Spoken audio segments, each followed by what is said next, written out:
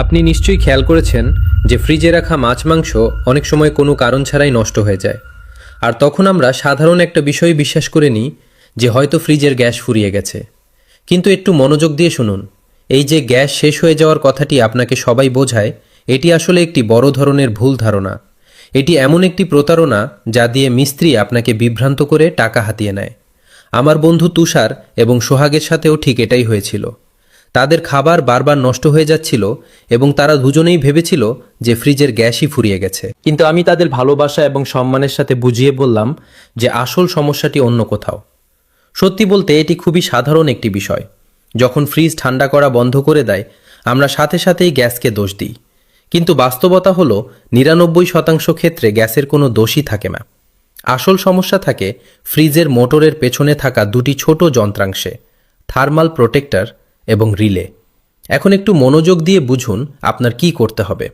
প্রথমেই ফ্রিজের প্লাগটি খুলে ফেলুন। এরপর একটি স্টার স্ক্রু ড্রাইভার নিন এবং মোটরের কাছে থাকা ছোট কভারটি সাবধানে খুলে ফেলুন। কভারটি সরালেই আপনি দুটি পার্টস দেখতে পাবেন, থার্মাল প্রোটেক্টর এবং রিলে। এই দুটি পার্টস মোটর স্টার্ট করানোর জন্য দায়ী থাকে। বিদ্যুতের ভোল্টেজে সামান্যতম তারতম্য বা ফ্লাকচুয়েশন হলেও এগুলো দ্রুত নষ্ট হয়ে যায়। আর যখন এগুলো নষ্ট হয়ে যায় তখন মোটর স্টার্টই হয় না এবং এই কারণেই ফ্রিজ কুলিং দেওয়া বন্ধ করে দেয়। সমাধান খুবই সহজ। যদি থার্মাল প্রোটেক্টর পুড়ে গিয়ে থাকে তবে নতুন একটি লাগিয়ে দিন। তারপর রিলেকেও নতুন একটি দিয়ে বদলে দিন।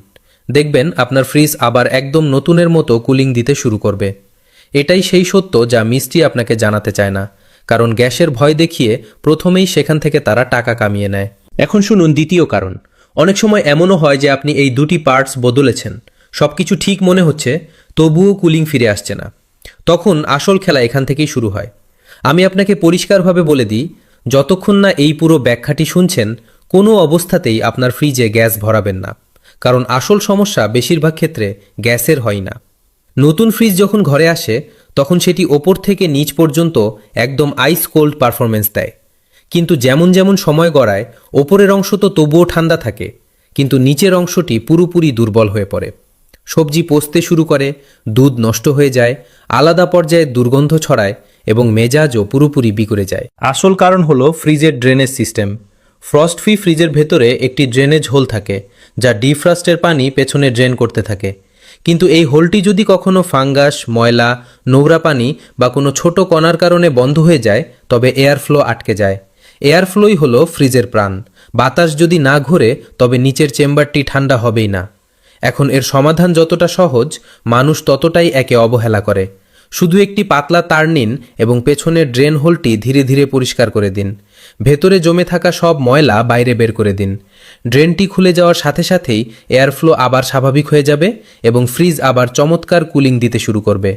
বিশ্বাস করুন, এই সামান্য পরিষ্কার পরিচ্ছন্নতা পুরো সিস্টেমের প্রাণ ফিরিয়ে দেয়। আর আপনি যদি এতক্ষণ পর্যন্ত শুনে থাকেন তবে শুধু একটি কথা মনে রাখবেন, বিনা কারণে গ্যাস ভরানো মানে নিছক লোকসান।